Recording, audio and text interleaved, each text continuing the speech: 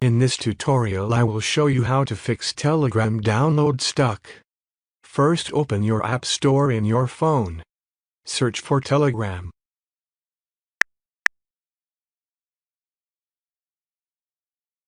So if an update is available, then update the app. Once done, close your App Store, then open your settings. Go to General. Then go to iPhone Storage.